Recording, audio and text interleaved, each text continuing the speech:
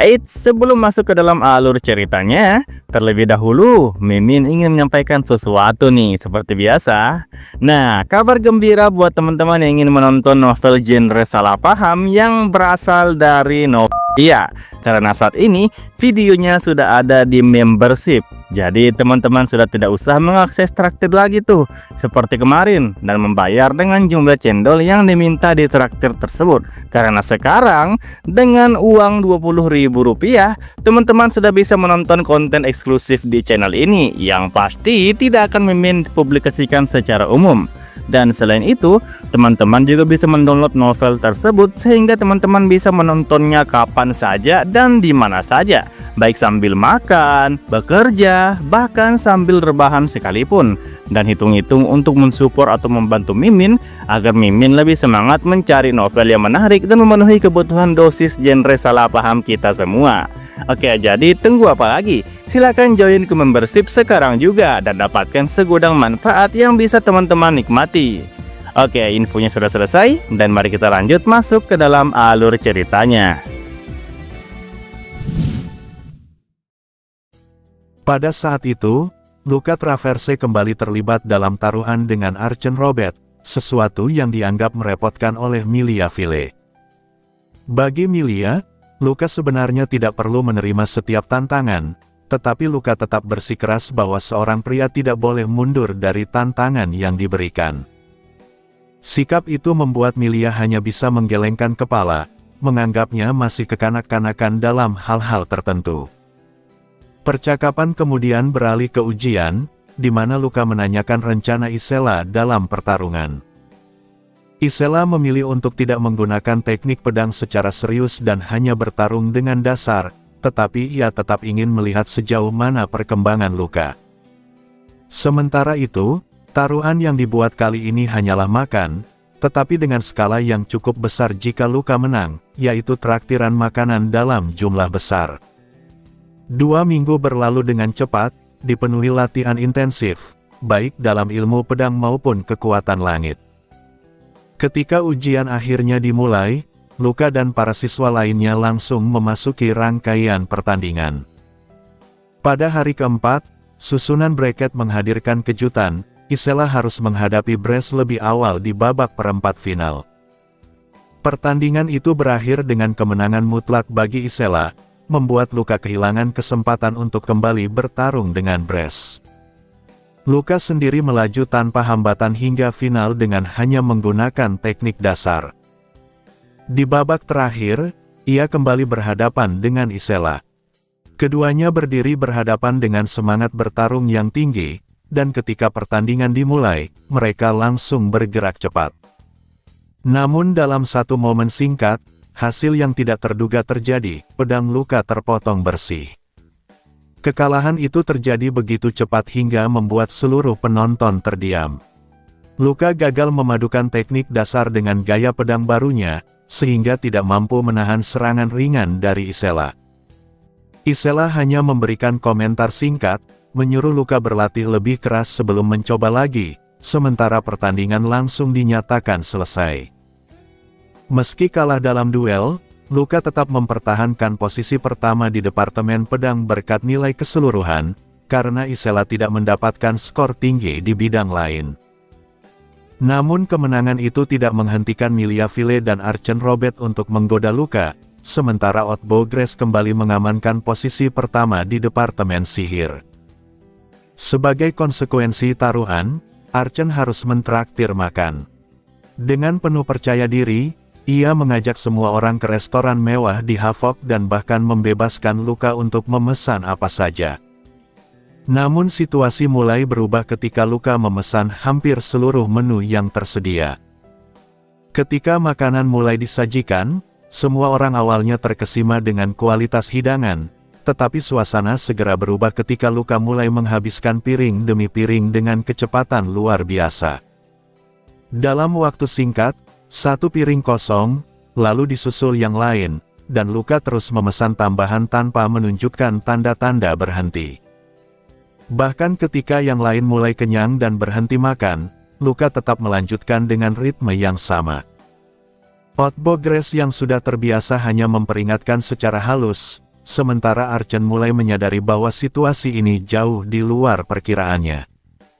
Semakin banyak makanan datang, dan semakin cepat pula Luka menghabiskannya. Pada akhirnya, Archen tidak bisa lagi mempertahankan ketenangannya. Kepercayaan diri yang ia miliki di awal berubah menjadi keputusasaan ketika ia menyadari bahwa bahkan seluruh uang sakunya tidak akan cukup untuk menutup biaya makan Luka. Dalam diam, ia akhirnya menerima kenyataan pahit tersebut, sementara Luka tetap makan dengan tenang, seolah semua yang terjadi hanyalah hal biasa. Setelah kejadian makan besar yang nyaris menghabiskan seluruh persediaan restoran, Luka Traverse dan Otbo Grace berjalan kembali ke asrama sambil membicarakan kejadian tersebut. Luka dengan santai menyebut bahwa restoran bahkan harus tutup sementara karena kehabisan bahan, sementara Otbo hanya bisa tertawa, masih terkejut dengan jumlah makanan yang berhasil dihabiskan Luka. Luka mengakui bahwa ia sengaja makan berlebihan, bukan karena lapar semata, tetapi untuk memberikan tekanan psikologis kepada Archen Robert agar tidak meremehkannya lagi dalam taruhan. Di balik alasan itu, terdapat tujuan lain yang lebih penting. Luka diam-diam menggunakan kekuatan ruang di dalam tubuhnya sebagai bagian dari latihan. Selama 2 minggu terakhir, ia berlatih untuk menguasai penggunaan kekuatan langit melalui dimensi ruang, dan momen makan tersebut dijadikannya sebagai uji coba. Fakta bahwa tidak ada yang menyadari penggunaan kekuatan itu menjadi bukti bahwa latihannya tidak sia-sia.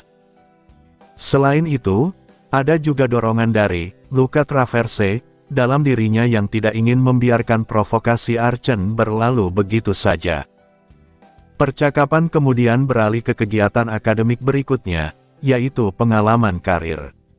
Bagi Luka, kegiatan tersebut tidak memiliki arti besar karena ia sudah memahami dunia ini dengan baik dan telah memiliki tujuan yang jelas. Sebaliknya, Otbo menunjukkan ketertarikan pada sebuah kuliah mengenai prajurit lapis baja. Tanpa banyak pertimbangan, Luka memutuskan untuk ikut, bukan karena minat, tetapi karena tidak ada hal lain yang lebih menarik baginya. Keputusan sederhana itu justru membuat Otbo merasa dihargai. Sementara itu, Milia Ville dan Isela memilih untuk meninggalkan akademi demi urusan mereka sendiri, yaitu melanjutkan rencana bersama keluarga Partikel. Luka tidak tertarik ikut, terutama karena perjalanan menggunakan auto Kariage terasa terlalu lambat baginya setelah terbiasa dengan kecepatan berkendara Otbo. Perbedaan persepsi itu membuat Milia hanya bisa menghela napas, sementara Otbo dengan bangga mengakui bahwa ia memang sering melanggar batas kecepatan. Luka dan Otbo kemudian menghadiri kuliah yang dipimpin oleh Izel Kartmo, seorang peneliti alat sihir dari garis depan timur. Meskipun awalnya penjelasan terasa membosankan, demonstrasi yang dilakukan segera menarik perhatian. 2 prajurit lapis baja memperagakan penggunaan alat sihir yang mampu menghancurkan target latihan dengan mudah. Luka menyadari bahwa kekuatan yang bisa diakses oleh orang biasa melalui teknologi ini bahkan melampaui senjata modern di dunia asalnya. Pengamatan tersebut membuat Luka merenungkan betapa mengerikannya potensi peperangan di dunia ini.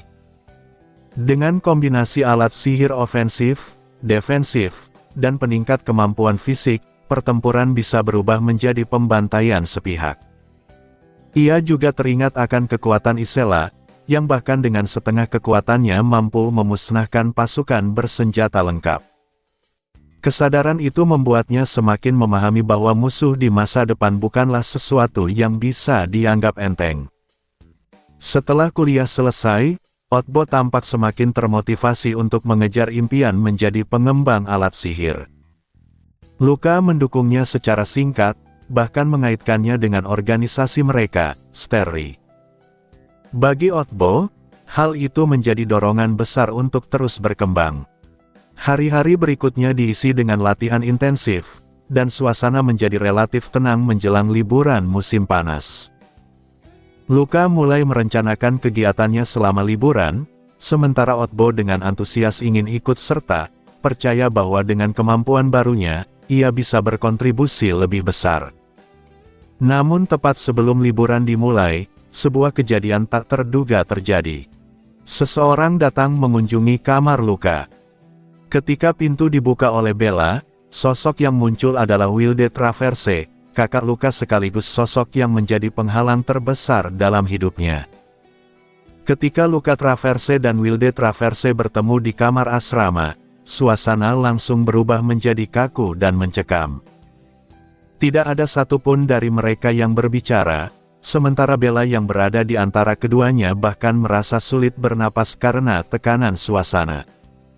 Meskipun hari masih pagi, atmosfer di ruangan terasa dingin seolah membeku. Luka sendiri kebingungan dengan kedatangan kakaknya yang tiba-tiba, apalagi kali ini ia tidak melakukan kesalahan apapun. Di sisi lain, Wilde sebenarnya juga tidak tahu harus berkata apa. Ia hanya ingin menyapa Luka dengan cara yang tepat, tetapi karena merasa tidak memahami gaya anak muda, ia justru menggunakan referensi aneh dari sebuah novel berjudul Night of the Masked Set. Ia mengucapkan salam, "Selamat malam semuanya," di pagi hari, membuat Luka benar-benar terdiam dengan ekspresi bingung. Keheningan semakin canggung hingga akhirnya Bella memecah situasi dan menanyakan tujuan kedatangan Wilde. Wilde pun akhirnya menyampaikan maksudnya, ia ingin tahu rencana Luka untuk liburan. Namun sebelum Luka selesai menjawab, Wilde langsung memintanya membatalkan rencana tersebut. Permintaan itu membuat Luka terkejut dan sedikit kesal, karena kakaknya biasanya tidak pernah ikut campur. Bella segera memahami situasinya dan menjelaskan bahwa keluarga mereka memanggil Luka pulang. Wilde kemudian menambahkan bahwa ayah dan ibu mereka akan pulang ke rumah utama untuk pertama kalinya sejak lama. Mendengar itu, Luka tidak bisa menyembunyikan keterkejutannya. Ini berarti ia akan bertemu langsung dengan kepala keluarga dan nyonya besar keluarga Traverse untuk pertama kalinya sejak ia berada di dunia ini. Kesadaran itu membuat situasi terasa jauh lebih serius dibandingkan sekadar pembatalan rencana liburan. Setelah itu, Luka menemui Otbo Grace untuk membatalkan rencana perjalanan mereka. Meskipun merasa bersalah, Luka mendapatkan respons yang hangat. Otbo justru memanfaatkan kesempatan itu untuk pulang ke keluarganya sendiri dan berbagi pencapaiannya, termasuk peningkatan Rifik dan peringkatnya di Departemen Sihir. Sikap positif Otbo sedikit meringankan perasaan Luka, dan mereka sepakat untuk tetap berkomunikasi selama liburan. Bella kemudian menggoda Luka dengan menyinggung kekasihnya, yang merujuk pada Pasmotier. Luka menjelaskan bahwa Pasmo juga akan pulang, terutama karena ada urusan keluarga yang melibatkan Eltima Cross dan Duquetier. Dalam perpisahan mereka sebelumnya, keluarga Pasmo bahkan menunjukkan ketertarikan pada Luka, hingga secara tidak langsung membuka kemungkinan hubungan yang lebih serius di masa depan. Meski begitu, Luka hanya merespons secara datar, sementara Bella justru tampak antusias. Menjelang liburan, Luka menerima berbagai undangan dari teman-temannya, mulai dari Archen Robert yang mengajaknya ke villa, hingga Huff dan Moula yang mengusulkan kunjungan ke guru mereka. Bahkan Creepy Mosto menawarkan pelatihan tambahan. Namun Luka menolak semuanya karena harus pulang ke rumah keluarga. Meskipun ia menyangkal, Bella menyadari bahwa Luka sebenarnya mulai menikmati perhatian dari orang-orang di sekitarnya. Keesokan paginya, Luka dan Wilde berangkat lebih awal untuk menghindari keramaian. Mereka diantar oleh Otbo dan Mika, yang masih mengantuk, tetapi tetap menyampaikan perpisahan. Menariknya, Luka dan Wilde secara bersamaan mengucapkan kalimat yang sama, menunjukkan kemiripan mereka sebagai saudara meski hubungan mereka canggung. Perjalanan pun dimulai, namun suasana di dalam kereta tetap sunyi. Tidak ada percakapan yang terjadi, bahkan Bella pun tidak berani bercanda seperti biasanya. Ketiganya terjebak dalam keheningan yang terasa menyesakkan. Setelah tiba di Havok dan melanjutkan perjalanan menuju wilayah keluarga Traverse, yang memakan waktu 3 hari, situasi tersebut masih berlanjut tanpa perubahan. Akhirnya, Bella tidak tahan dan mendesak Luka untuk mengatakan sesuatu. Luka sendiri ragu, tetapi setelah didorong oleh dirinya yang lama, ia mencoba membuka percakapan dengan menanyakan kejadian di kota tambang sebelumnya. Wilde menjawab dengan santai, tetapi arah pembicaraan justru berubah menjadi cerita yang tak terduga. Wilde menceritakan pengalaman berburu wanita bersama teman-temannya setelah kejadian tersebut. Cerita itu disampaikan dengan nada datar, tetapi isinya penuh kejadian absurd, mulai dari teman yang gagal mendapatkan pasangan hingga ada yang kehilangan dompet karena ditipu. Luka dan Bella hanya bisa terdiam, tidak menyangka bahwa sosok yang selama ini dianggap dingin dan seperti mesin latihan ternyata memiliki sisi yang jauh lebih biasa, bahkan agak konyol. Bagi Luka, ini adalah kejutan besar. Gambaran Wilde dalam ingatannya sebagai sosok dingin dan tak tersentuh mulai retak. Di hadapannya sekarang berdiri seseorang yang lebih manusiawi, meskipun tetap sulit didekati. Perjalanan mereka pun berlanjut, tidak lagi sepenuhnya sunyi, tetapi masih dipenuhi kejanggalan dalam hubungan dua saudara yang perlahan mulai berubah. Percakapan antara Luka Traverse dan Wilde Traverse mulai mencair setelah pembicaraan ringan mengenai kejadian sebelumnya. Wilde menceritakan bahwa mereka tidak berhasil menangkap pencuri wanita yang mengambil dompet temannya, karena temannya, Malcolm, memilih untuk melepaskannya dengan alasan mungkin wanita itu memiliki kesulitan hidup sendiri. Luka menanggapi dengan nada datar, sementara Bella justru menyebutnya sebagai sesuatu yang romantis.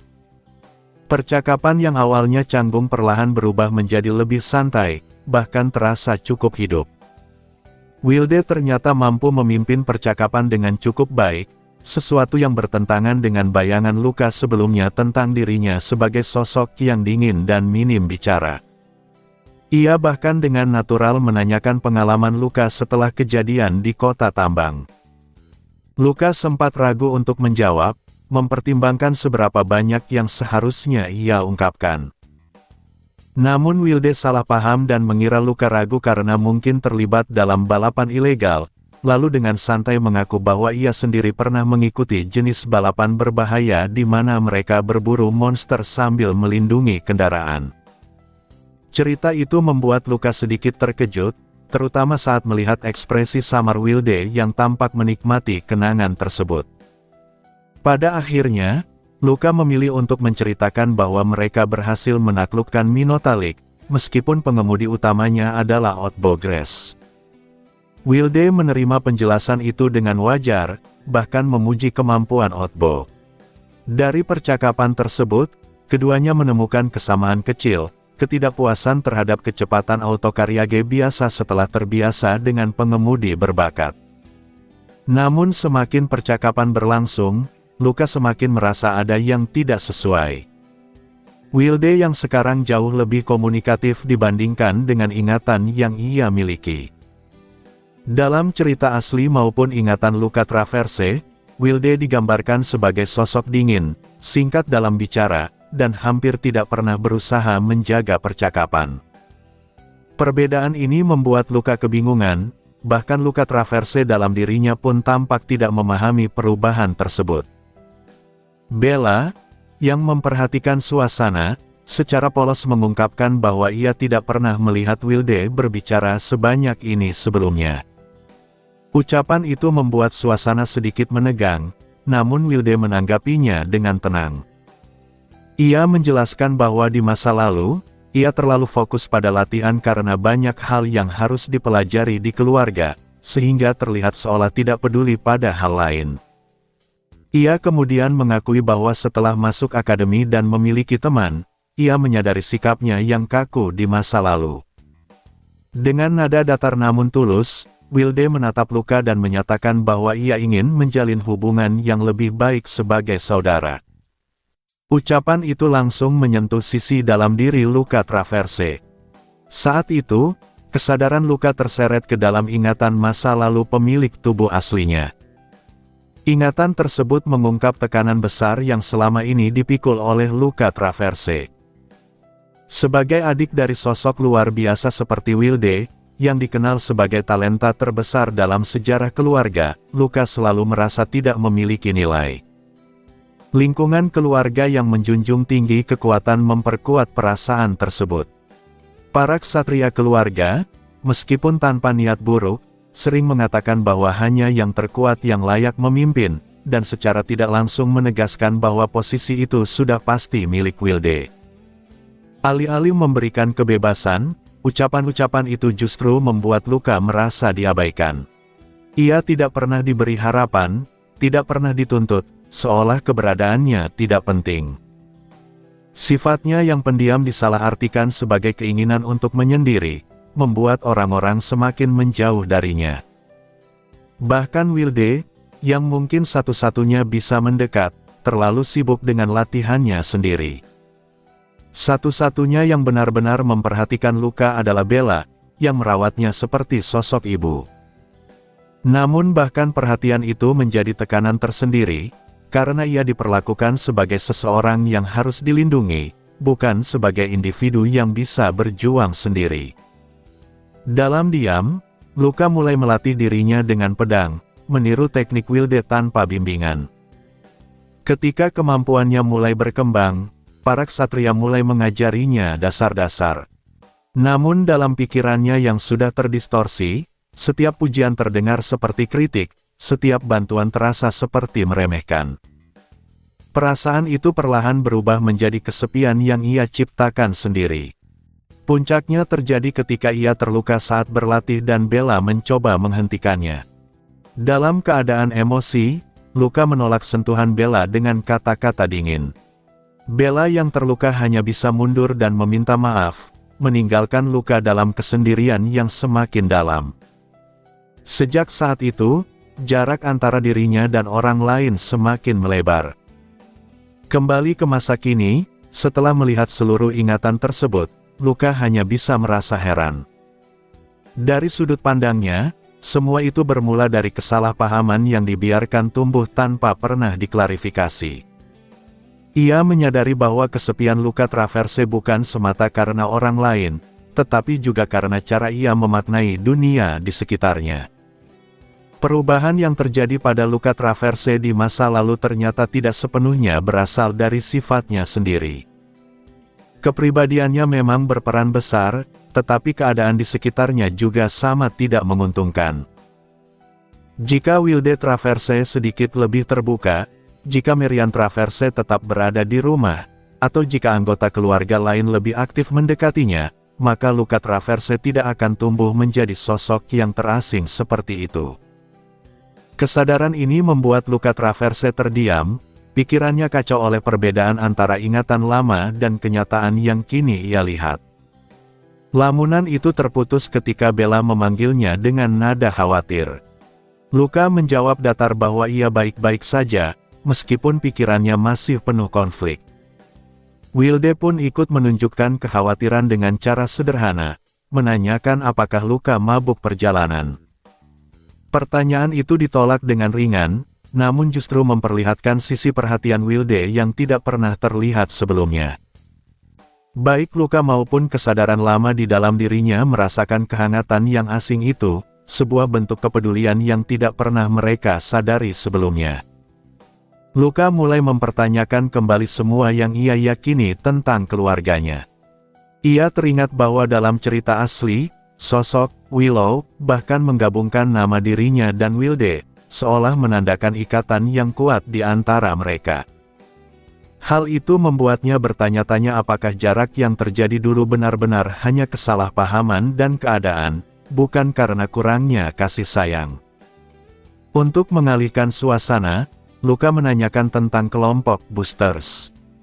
Wilde terlihat ragu dan bahkan sedikit malu, namun akhirnya menjelaskan bahwa kelompok itu terbentuk saat ia masih tahun pertama di akademi, setelah ia dan beberapa temannya terlibat dalam berbagai insiden dan menyelesaikannya bersama. Karena sering dianggap pembuat masalah, mereka justru menerima label itu dan menamakan diri mereka Boosters.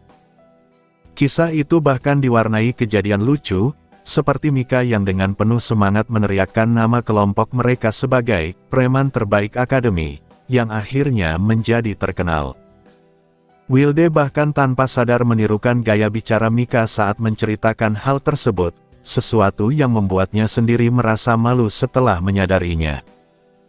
Luka dan Bella melihat sisi baru dari dirinya, lebih manusiawi, bahkan sedikit kikuk, yang jauh berbeda dari citra dingin yang selama ini melekat. Luka hanya bisa tersenyum kecil, menyadari betapa banyak hal yang selama ini ia salah pahami. Perjalanan panjang akhirnya membawa mereka ke sebuah penginapan untuk beristirahat. Di sana, kesadaran lama Luka Traverse kembali muncul dengan perasaan yang rumit. Ia berdiri memandang malam, tenggelam dalam pikirannya, hingga Bella mendekatinya. Dengan lembut, Bella mengungkapkan bahwa ia menyadari perbedaan antara Luka yang sekarang dan Luka yang dulu. Ia memperhatikan perubahan kecil dalam cara berbicara dan tatapan mata, sesuatu yang tidak bisa dikenali orang lain, tetapi jelas baginya. Pengakuan itu mengejutkan kedua sisi Luka. Namun Bella tidak menunjukkan kebingungan atau ketakutan, melainkan penerimaan yang hangat. Ia bahkan menyebut bahwa ini adalah pertama kalinya sejak lama mereka benar-benar berbicara. Didukung oleh dorongan dari kesadaran Luka yang sekarang, Luka Traverse akhirnya mengungkapkan perasaan yang selama ini terpendam. Ia menanyakan apakah Bella puas dengan dirinya yang sekarang. Jawaban Bella sederhana namun tulus, cukup.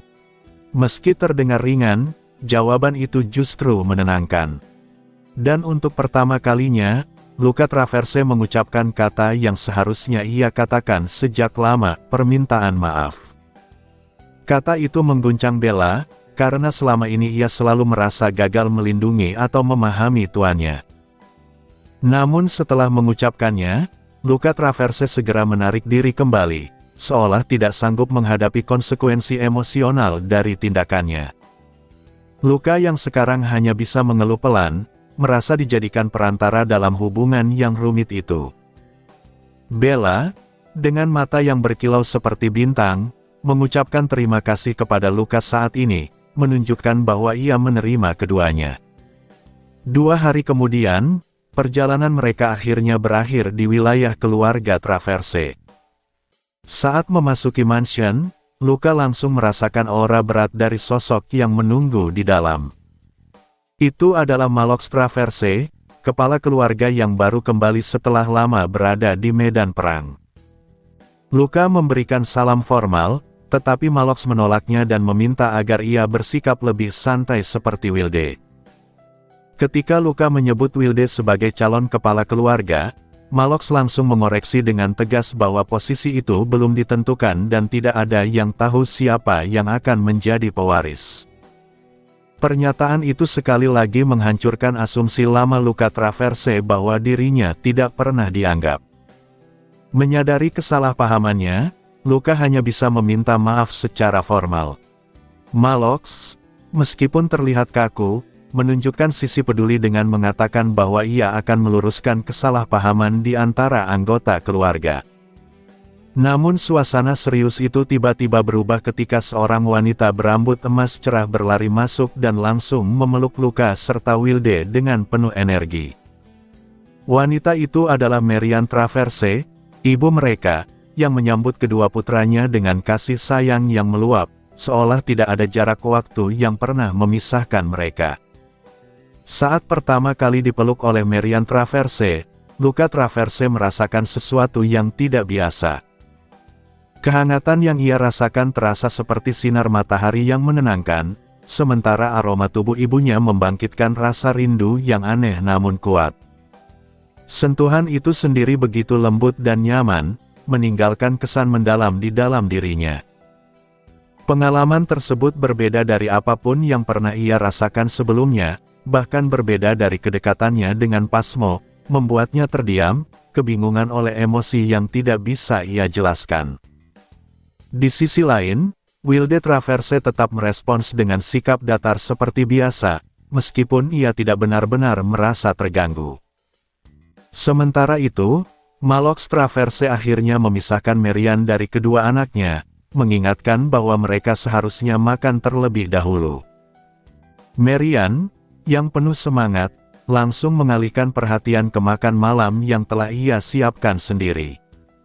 Mereka pun berpindah ke ruang makan, di mana hidangan sederhana namun hangat telah tersaji. Tidak ada kemewahan berlebihan, hanya sup ringan, daging panggang, dan kentang yang dimasak dengan cara rumahan. Namun rasa dan aromanya cukup untuk memberikan kepuasan. Ketika Marian dengan penuh harap menanyakan pendapat mereka, Luka menjawab singkat bahwa makanan itu bahkan lebih enak daripada makanan di akademi. Meski sederhana, pujian itu membuat Marian sangat bahagia. Namun suasana hangat itu perlahan berubah ketika Marian menyinggung waktu yang telah berlalu. 2 tahun tanpa bertemu terasa jauh lebih lama dari sekadar angka. Ia mengungkapkan penyesalan karena tidak bisa sering bersama anak-anaknya. Saat Malox Traverse mencoba menghentikannya, Marian justru bersikeras bahwa anak-anak mereka berhak mengetahui alasan sebenarnya. Dari sanalah kebenaran mulai terungkap. Marian menjelaskan bahwa meskipun dunia tampak damai, medan perang masih ada, bukan sekadar konflik biasa, melainkan panggung yang digunakan para bangsawan dan peneliti sihir. Di balik perang pura-pura tersebut, terdapat penelitian terlarang yang dilakukan secara diam-diam, terutama terkait manipulasi kehidupan dan pengumpulan energi kehidupan dalam jumlah besar. Ia kemudian mengungkap bahwa kelompok misterius juga terlibat dalam praktik ini, sebuah organisasi tak dikenal yang memanfaatkan kekacauan perang sebagai kedok. Mendengar hal itu, Luka segera menyimpulkan bahwa organisasi tersebut tidak lain adalah Demons. Kesadaran ini membuatnya menyadari bahwa semua kejadian besar yang ia alami selama ini ternyata terhubung dengan aktivitas mereka di balik layar. Marian lalu menjelaskan alasan mengapa ia turut bertarung di medan perang bersama suaminya. Semua itu berkaitan dengan kekuatan yang dimilikinya, Eyes of the Lakesore, kemampuan khusus dari keluarga Melbourne yang dapat memurnikan niat jahat dan energi gelap. Ia menunjukkan bahwa kekuatan itu diwariskan sepenuhnya kepada Luka, berbeda dengan Wilde yang hanya mewarisi penampilan luarnya saja. Pengungkapan ini menjadi titik balik penting. Marian menjelaskan bahwa keluarganya telah dihancurkan oleh organisasi misterius tersebut, dan itulah alasan ia terus bertarung, untuk balas dendam sekaligus melindungi Luka yang mewarisi kekuatan berharga itu. Luka akhirnya memahami bahwa dirinya menjadi target sejak awal bukan tanpa alasan. Mata yang ia miliki adalah sesuatu yang mampu mengancam kekuatan Demons. Ia juga mengingat kembali kejadian-kejadian sebelumnya, bagaimana orang-orang seperti Milia atau Herote bisa menjadi lebih tenang hanya dengan menatap matanya. Kini semuanya masuk akal. Kekuatan itu memang memiliki efek menenangkan sekaligus memurnikan. Marian kemudian menambahkan bahwa kekuatan organisasi misterius tersebut tampaknya sedang melemah. Ia menyebut bahwa beberapa anggota mereka telah berhasil dimurnikan, dan aktivitas mereka terganggu oleh berbagai insiden lain. Luka segera menyadari bahwa insiden itu kemungkinan besar adalah hasil dari tindakannya sendiri selama ini. Tanpa disadari, ia telah memberikan pukulan besar kepada Demons. Mendengar hal itu, Luka hanya bisa mengangguk pelan. Ia menerima penjelasan tersebut, meskipun di dalam hatinya masih terasa aneh bahwa hampir semua masalah dalam hidupnya berakar dari satu organisasi yang sama. Setelah suasana kembali mencair, Marian dengan ceria mengusulkan perjalanan keluarga di masa depan. Namun Luka dan Wilde secara bersamaan menolak, terutama karena pengalaman mereka di wilayah selatan yang tidak menyenangkan. Penolakan serempak itu justru menciptakan momen lucu di antara mereka. Setelah makan malam selesai, masing-masing kembali ke aktivitas mereka. Luka kembali ke kamarnya, merasakan nostalgia yang kuat. Ruangan itu menyimpan banyak kenangan, tempat di mana semuanya bermula sejak ia pertama kali terbangun di dunia ini. Ia menyadari betapa banyak hal telah berubah hanya dalam waktu setengah tahun. Ketika Bella datang membantunya berganti pakaian, ketenangan itu kembali terusik oleh ketukan di pintu. Di sana berdiri Wilde, yang mengajak Luka untuk meregangkan tubuh. Meski terdengar ringan, maksud sebenarnya jelas, sebuah ajakan untuk sparring. Luka merasakan sesuatu bergejolak dalam dirinya. Tanpa ragu, ia menerima ajakan itu. Pertarungan pertama antara kedua bersaudara itu pun akan segera dimulai. Pertarungan latihan antara Luka Traverse dan Wilde Traverse akhirnya dimulai, sebuah momen yang sangat dinantikan oleh Luka. Ini bukan sekadar sparring biasa, melainkan kesempatan untuk mengukur sejauh mana dirinya berkembang dibanding sosok kakaknya yang selama ini dianggap sebagai monster. Sejak awal, Luka sudah merasakan tekanan luar biasa. Tubuh Wilde, yang terlihat seperti pahatan seorang pejuang sempurna, memancarkan kekuatan mentah yang sulit ditandingi. Bahkan hanya dari benturan pertama pedang kayu mereka, Luka langsung menyadari perbedaan besar di antara mereka. Pedang Wilde terasa sangat berat, jauh melampaui apa yang pernah ia rasakan sebelumnya, bahkan dibandingkan dengan latihan bersama Creepy. Meski demikian, Luka tidak mundur. Menyadari bahwa ia tidak mungkin menang dalam pertarungan kekuatan, ia segera mengubah pendekatannya, mengandalkan kecepatan dan teknik. Dengan gerakan cepat dan presisi, ia mulai menekan Wilde, bahkan secara perlahan mendorongnya ke posisi defensif. Keberhasilan ini membuat Luka terkejut. Ia tidak menyangka bisa melawan hingga sejauh itu. Ia bahkan sempat bertanya-tanya apakah Wilde sedang menahan diri, tetapi kenyataannya tidak demikian. Wilde bertarung serius. Satu-satunya penjelasan yang masuk akal adalah bahwa tubuh Luka telah berkembang lebih jauh dari yang ia sadari, kemungkinan besar berkat latihan intensifnya dengan kekuatan langit bersama Weissel. Dengan kepercayaan diri yang meningkat, Luka melancarkan serangan penentu. Ia menggunakan tipuan untuk menciptakan celah, lalu masuk dengan serangan cepat yang menurutnya pasti akan mengakhiri pertarungan. Untuk sesaat, ia yakin telah menang. Namun, pada detik krusial, sesuatu yang tak masuk akal terjadi. Wilde memaksa arah pedangnya berubah secara paksa, sebuah gerakan yang secara teknis hampir mustahil dilakukan. Dengan kekuatan fisik luar biasa, ia membalik arah serangan dan sekaligus memperkuatnya dengan teknik pedang berat, menghasilkan pukulan destruktif yang tak dapat ditahan. Pedang Luka hancur seketika. Pertarungan pun berakhir dalam sekejap. Bella, yang bertindak sebagai wasit, dengan gugup menyatakan kemenangan Wilde. Sementara itu, Luka hanya bisa berdiri terpaku, tidak sepenuhnya bisa menerima kekalahan tersebut. Meski begitu, ia tidak merasa terlalu terpuruk. Ia menyadari bahwa ia memang telah berkembang, hanya saja, Wilde masih berada di level yang berbeda. Wilde sendiri mengakui kemampuan Luka dengan tulus. Ia bahkan menegaskan bahwa menahan diri justru akan menjadi bentuk penghinaan. Bagi Wilde, saat mereka beradu pedang, hubungan saudara tidak berlaku, yang ada hanyalah dua rival yang memperebutkan posisi tertinggi dalam keluarga. Kata-kata itu membuat Luka tersenyum tipis. Untuk pertama kalinya, ia benar-benar melihat kakaknya bukan hanya sebagai tembok yang tak bisa ditembus, tetapi sebagai lawan yang suatu hari bisa ia kejar. Sementara itu, di tempat lain, Otbo Grace akhirnya kembali ke wilayah keluarganya setelah menunda kepulangannya selama mungkin. Berbeda dengan Luka yang kembali ke rumah dengan perasaan campur aduk, Otbo justru diliputi rasa enggan. Setibanya di wilayah keluarga Grace, suasana langsung terasa kontras. Wilayah tersebut ramai, penuh aktivitas industri dan perdagangan, mencerminkan kekuatan keluarga mereka sebagai bangsawan berbasis teknologi dan logistik militer. Namun, bagi Otbo, tempat itu terasa dingin dan tidak nyaman. Ia disambut oleh para pelayan, termasuk kepala pelayan Markus, salah satu dari sedikit orang yang benar-benar peduli padanya. Meski begitu, ketegangan mulai terasa ketika ia memasuki ruang makan untuk bertemu kedua orang tuanya, Cronin Grace dan Suironea Grace.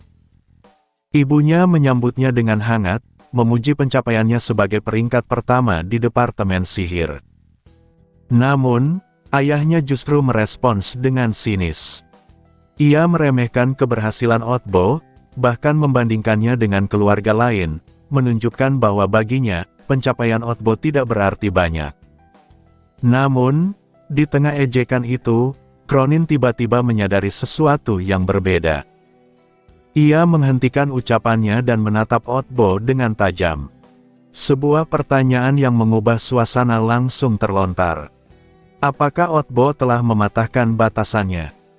Pertanyaan itu menggantung di udara, menandai awal dari konflik baru yang akan dihadapi Otbo di dalam keluarganya sendiri. Setibanya di rumah keluarga Grace, Otbo Grace langsung dihadapkan pada situasi yang menyesakkan. Ketika Cronin Grace menyadari bahwa pembatas restriction dalam diri Otbo telah hilang, suasana berubah drastis. Rasa takut langsung menguasai Otbo, keringat dingin mengalir, dan tubuhnya terasa kehilangan tenaga. Cronin dengan cepat menyimpulkan bahwa hal ini adalah ulah Sretel Magus. Meski sebenarnya pembatas itu dilepas oleh pihak lain, Otbo memilih diam. Ia tidak ingin menyeret nama Luka atau membuka jalan bagi keluarganya untuk memanfaatkan temannya tersebut. Namun, diamnya justru membuat Cronin semakin yakin dengan asumsi liarnya. Ia menuduh bahwa pelepasan pembatas hanyalah bagian dari rencana untuk mencuri teknologi keluarga Grace, khususnya Drive Magic. Bahkan ketika Otbo menyangkal secara langsung, ayahnya tetap tidak mempercayainya. Situasi semakin memburuk ketika Cronin menyadari satu hal penting, jika Otbo kini bisa menggunakan kemampuannya secara penuh, maka peringkat pertama yang ia raih di akademi adalah hasil kemampuan aslinya. Alih-alih bangga, Cronin justru melihatnya sebagai ancaman. Dengan adanya dua kandidat berbakat dalam keluarga, potensi konflik internal di antara para pengikut keluarga menjadi sangat besar.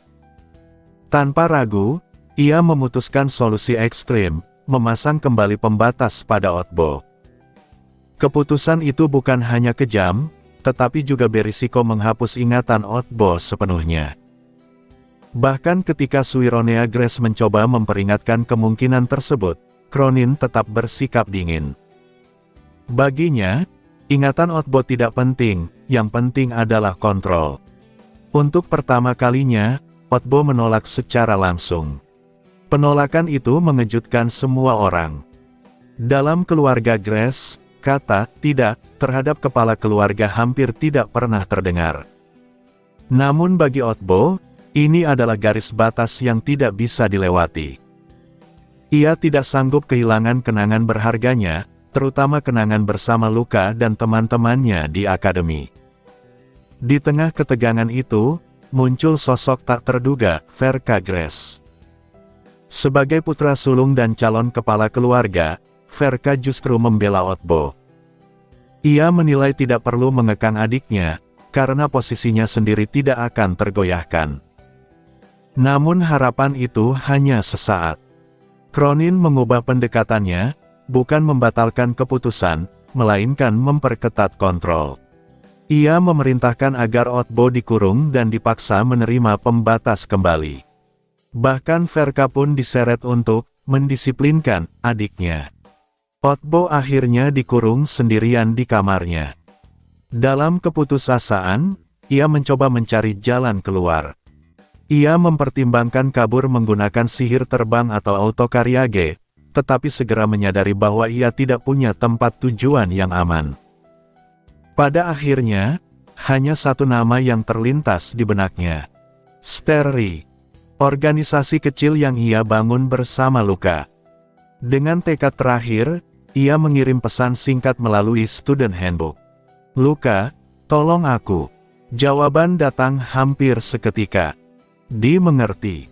Sementara itu, Luka Traverse sedang makan malam bersama keluarganya. Di tengah suasana hangat itu, pesan dari Otbo tiba-tiba muncul. Tanpa mengubah ekspresi, Luka membaca pesan tersebut dan membalas dengan singkat. Namun di dalam dirinya, situasinya jauh dari tenang. Sebuah misi baru muncul, Relationship Max Mission, Otbo Grace. Sistem bahkan menyarankan agar Luka tidak terburu-buru menyelamatkannya dan lebih memprioritaskan waktu bersama keluarga. Luka langsung menolak mentah-mentah. Dengan nada dingin, ia menyatakan bahwa ia akan tetap menyelamatkan sahabatnya, bahkan jika tidak ada misi sekalipun. Baginya, ini bukan soal sistem, melainkan pilihan pribadi. Setelah kembali ke kamarnya, ia langsung mengonfirmasi lokasi Otbo. Begitu mengetahui bahwa sahabatnya masih berada di rumah keluarga Grace, Luka mulai menyusun rencana. Perjalanan biasa jelas terlalu lambat. Tanpa ragu, ia membuka jendela kamarnya. Di belakangnya, Bella hanya bisa menatap bingung saat Luka melangkah keluar, lalu menjatuhkan dirinya keluar jendela. Namun bukannya jatuh, sesuatu yang luar biasa terjadi. Dari punggungnya, terbentang sepasang sayap bercahaya, Celestial Wings, kekuatan langit yang baru saja ia kuasai. Melayang di udara malam, Luka tersenyum tipis. Ia tidak akan menggunakan cara biasa. Ia akan terbang. Dan tanpa menunggu lebih lama lagi, Luka melesat menuju wilayah keluarga Grace, menembus langit malam, demi menyelamatkan satu-satunya sahabat yang ia anggap paling berharga. Setelah melalui latihan yang panjang, Luka Traverse akhirnya mampu memanifestasikan Celestial Wings. Namun, kekuatan itu masih jauh dari sempurna. Ia hanya mampu meniru bentuknya tanpa benar-benar menguasai seluruh potensi yang seharusnya dimiliki. Tidak ada petir, tidak ada kekuatan langit lainnya. Satu-satunya hal yang bisa ia lakukan hanyalah terbang. Di bawah langit malam, Waisel mendekat dengan cemas, mempertanyakan kondisi Luka. Ia mengingat jelas bagaimana Luka hampir kehilangan nyawanya saat menggunakan kekuatan serupa sebelumnya. Namun kali ini, Luka menegaskan bahwa ia hanya menggunakan fungsi dasar, sehingga beban pada tubuhnya jauh lebih kecil. Meski begitu, kekhawatiran tetap tergambar jelas di wajah Bella, yang tidak bisa melupakan kejadian masa lalu. Setelah memastikan dirinya aman, Luka langsung beralih ke hal yang lebih penting, arah tujuan. Ia meminta Bella untuk memandu perjalanan menggunakan peta. Tanpa ragu, Bella mengambil peta yang sebelumnya diberikan oleh Otbo, lalu bersiap menjadi penunjuk arah dalam perjalanan udara yang tidak biasa ini. Namun di tengah persiapan itu, percakapan mereka sedikit terganggu oleh kehadiran Luka Traverse yang asli di dalam diri Luka. Ia memastikan bahwa tidak ada masalah dengan rencana tersebut, meskipun situasinya terasa canggung, terutama bagi Bella yang kini sadar bahwa dua Luka berada dalam satu tubuh. Meski begitu, ia tetap menerima keadaan itu dengan santai, bahkan mengakui bahwa ia menyukai Luka yang sekarang. Ketika Luka hendak membawa Bella terbang, suasana tiba-tiba berubah. Ketukan di pintu terdengar. Tanpa menunggu jawaban, Wilde Traverse masuk ke dalam ruangan. Tatapannya langsung tertuju pada Luka yang melayang di luar jendela dengan sayap terbentang. Ia bertanya kemana Luka akan pergi. Luka sempat ragu, tetapi akhirnya menjawab dengan jujur bahwa ia harus pergi karena urusan mendesak dan akan kembali dalam 2 hari.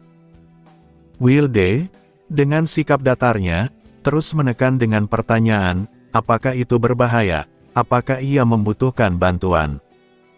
Pertanyaan-pertanyaan itu bukan tanpa alasan. Di balik ekspresi dinginnya, Wilde sebenarnya menunjukkan kekhawatiran. Bella, yang tanpa sengaja memperkeruh situasi dengan jawaban ambigu, hampir membuat Wilde semakin curiga. Luka pun segera menyadari bahwa situasi ini bisa berkembang menjadi sesuatu yang lebih besar jika tidak ditangani dengan tegas. Di dalam dirinya, Luka mempertimbangkan berbagai kemungkinan. Jika ia melibatkan Wilde, peluang keberhasilan memang akan meningkat drastis. Namun konsekuensinya juga besar. Wilde bukan sekadar kakak, ia adalah pewaris keluarga Traverse. Jika ia terlibat dalam konflik keluarga lain seperti Grace, masalah itu bisa berkembang menjadi konflik antar keluarga bangsawan. Lebih dari itu, Luka memiliki prinsip yang tidak bisa ia abaikan. Ia ingin menjadi kuat dengan usahanya sendiri. Ia tidak ingin bergantung pada Wilde untuk menyelesaikan masalahnya, terutama ketika itu menyangkut sahabatnya sendiri. Jika ia terus mengandalkan orang lain, ia tidak akan pernah mencapai kekuatan yang dibutuhkan untuk menghadapi masa depan yang lebih besar. Dengan keyakinan itu, Luka mengambil keputusan tegas. Ia menolak bantuan Wilde. Bahkan, ia mengancam akan memutus hubungan jika Wilde memaksakan diri untuk ikut campur. Penolakan itu mengguncang Wilde. Untuk pertama kalinya, ia terlihat benar-benar terdiam, bukan karena marah, tetapi karena terluka. Namun Luka tetap tidak goyah. Dengan bantuan Bella yang diam-diam memberi petunjuk arah kepada Wilde, Luka akhirnya membawa Bella terbang meninggalkan tempat itu, melesat menuju wilayah Grace. Wilde pun tertinggal. Namun pikirannya tidak bisa tenang. Ia mulai menyusun potongan informasi, arah yang ditunjukkan Bella, nama Otbo, dan perubahan ekspresi Luka saat makan malam sebelumnya. Semua itu mengarah pada satu kesimpulan, sesuatu telah terjadi pada sahabat Luka, dan itu bukan masalah kecil. Di tengah keheningan, Wilde tenggelam dalam ingatannya sendiri. Ia teringat hari kelahiran Luka. Saat pertama kali melihat adiknya, ia merasa takjub, rapuh, indah, dan membutuhkan perlindungan. Ketika bayi itu menggenggam jarinya dan berhenti menangis, Wilde secara naluriah membuat sumpah dalam hatinya, ia akan melindungi adiknya dengan nyawanya sendiri. Sumpah itu menjadi alasan ia berlatih tanpa henti. Namun seiring waktu, obsesinya terhadap kekuatan justru membuatnya kehilangan hal yang paling penting. Ia gagal melihat kesepian Luka. Ia gagal menjadi kakak yang seharusnya. Penyesalan itu terus menghantuinya, hingga akhirnya ia melarikan diri ke akademi dan menemukan dunia baru bersama teman-temannya seperti Mikael. Di sana, ia sempat melupakan Luka. Sampai akhirnya ia menyadari bahwa adiknya telah tumbuh. Pertemuan mereka kembali, di sebuah pesta, saat Luka menari bersama Pasmotier, menjadi titik balik. Ia melihat bahwa Luka telah berubah menjadi sosok yang kuat dan berbeda. Saat itulah Wilde kembali mengingat sumpah lamanya. Dan kali ini, ia berjanji tidak akan mengingkarinya lagi. Apapun yang terjadi, ia akan melindungi Luka.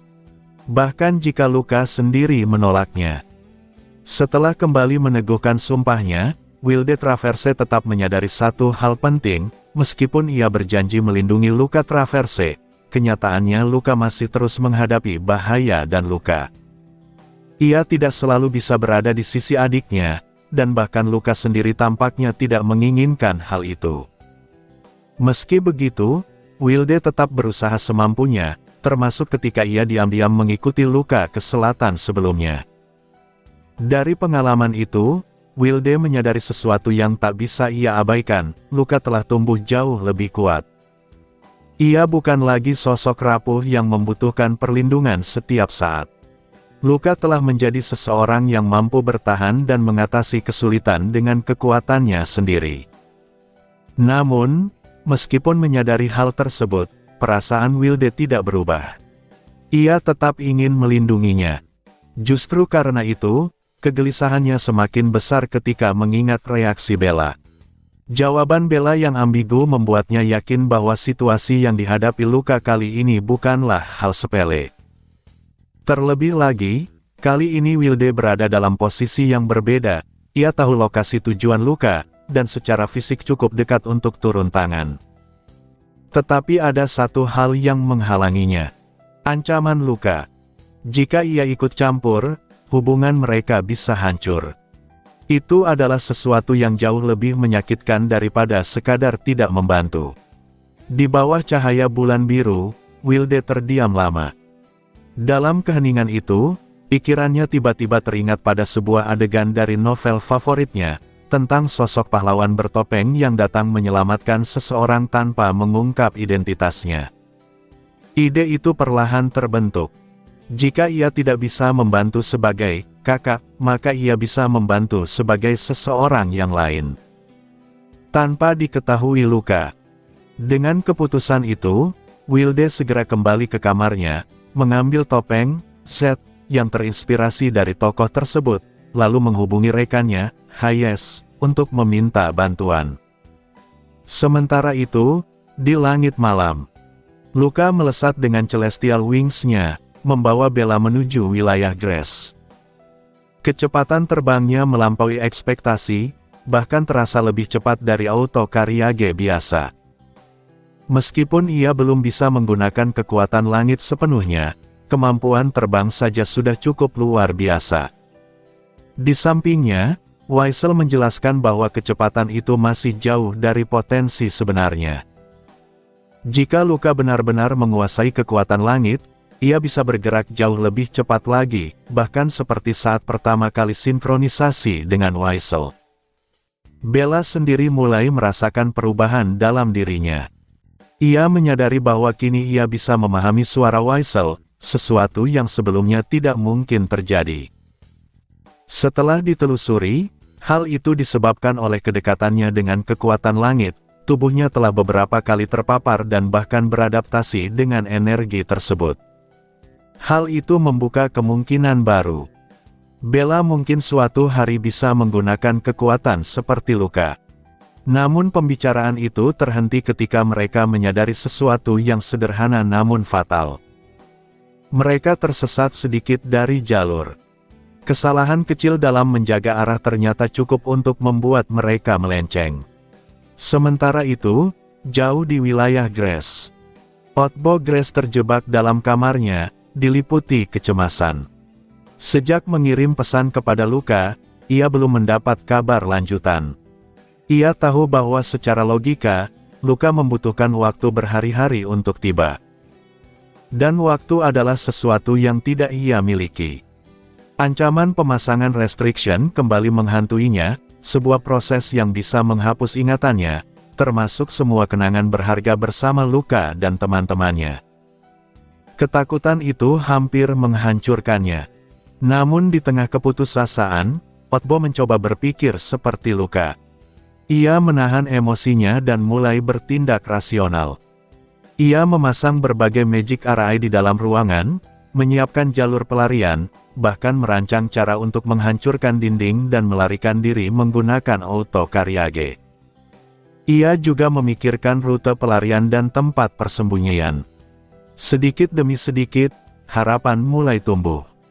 Ia tidak lagi hanya menunggu diselamatkan. Ia bersiap untuk bertahan. Namun tepat saat ia menyelesaikan persiapannya, ketukan terdengar dari jendela. Saat ia menoleh, pemandangan yang ia lihat membuatnya terpaku. Di bawah cahaya bulan, dengan sayap biru langit yang bercahaya, Luka melayang di udara. Seperti malaikat yang turun dari langit. Tanpa membuang waktu, Otbo membuka jendela, dan Luka masuk bersama Bella. Pertemuan mereka berlangsung dengan cara yang khas, ringan, santai, bahkan diselipi candaan. Namun di balik itu, ada kelegaan yang besar. Luka datang lebih cepat dari yang seharusnya mungkin. Setelah melihat persiapan yang dilakukan Otbo, Luka memberikan penilaian singkat namun bermakna, tidak buruk. Itu sudah cukup. Ia mengakui usaha Otbo.